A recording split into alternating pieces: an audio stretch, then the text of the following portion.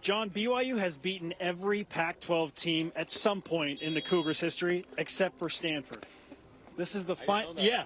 So this is the opportunity for BYU to go out and now make it official with a win against every Pac-12 team. That said, you were here in 04. What do you remember about playing at Stanford Stadium 18 years ago? I remember going through pregame warm-ups with a separated shoulder, trying to figure out, like, can I throw this football? But I'm pretty sure my first college start was against Stanford back in Provo. So, you know, both those did not end up in victory, so it'd be great to see the Cougars get a win tonight. When you talk to Jaren Hall as he prepares for whatever it is, if it's the Big 12, if he stays around, or if he goes to the NFL draft, what are those conversations like right now?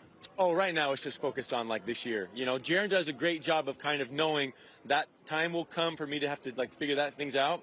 But for right now, you know, this season means a lot to him. He wants to finish strong, especially because of that lull in the middle of the season when things weren't going great. And he's just focused on the task at hand and getting a win tonight. How would you assess his season overall? Because I know you analyze him in a way that not many people can really comprehend. You know, he's been really efficient. One of the hardest things to do at quarterback is when you're not winning a football game, when your team's a little bit behind and things aren't going right, to press. And usually when you press, turnovers, bad plays, or you over-try. You know, the thing that's been cool about Jaren is that despite the little, like, lulls when things weren't working or the defense was going through their struggles, he stayed himself. And he just stayed really efficient. And, like, NFL teams pay attention to that. You know, it's not just about how you perform in the wins, but it's how do you perform when things aren't going great. If he decides to go, do you feel like he's NFL ready? He's an NFL caliber talent for sure, and the decision is just going to be up to him of if he's ready to go on to the NFL game, you know, but he's definitely a talent. Zach Wilson has had an interesting week, to say the least. I know you're very close with him, and for what it's worth, I thought he did a really, really important thing and a nice job of handling the media after the decision was announced to bench him. What's your advice to Zach Wilson at this point?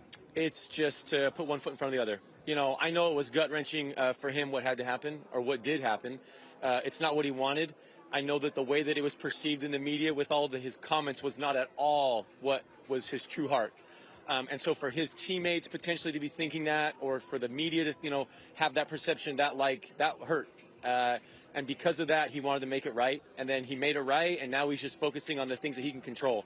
And it's each day going at practice and trying to get better and continue to improve and continue his growth and development as a quarterback. You running a flag out tonight? Yeah, I am. You know, that was part of the deal of getting me down here, right? You know, it was kind of cool, though. Zach and I were back in Provo training. And Jack saw me and was like, hey, are you going to come to the game? And, you know, I do train the other quarterback on the other sideline, you know. But I wanted to come see these guys play, and Jack was like, hey, will you run the flag out? And I got Preston here, so he's made a few appearances on BYU TV before. So, yeah.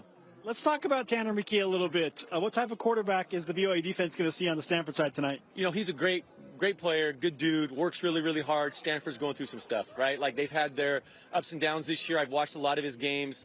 They're dealing with a lot of injuries. They're dealing with, you know, some identity stuff as just a team and a culture. You know, but look, I want to see Tanner do well tonight, just not, you know, I'm obviously wearing Cougar blue, right? Like, I mean, but he's a good dude, comes from a great family. You know, I am supporting him tonight as well, but it's not easy, you know, the things that they're going through. And I think that all quarterbacks, you know, I say this all the time, like, yeah, you want things to go great for your quarterbacks, but the reality is you learn so much when things don't go great. And, you know, Tanner wants to be an NFL quarterback, and he wants things to, you know, achieve his dreams. And you have to kind of just learn how to handle the chaos, the storms, and all of that. Great stuff and insight into Jaren Hall and Zach Wilson and Tanner McKee. But I do need to ask how the hammies feeling and the injury. You good tonight? I'm good to go. I mean, no one's fallen, have they? Has anybody hit the deck? Don't be the first, John. I'm not going to be. If I do, it's because somebody tripped me, not because the hammy went. Hey, it's great to catch up with you, man. Thanks. We'll see you.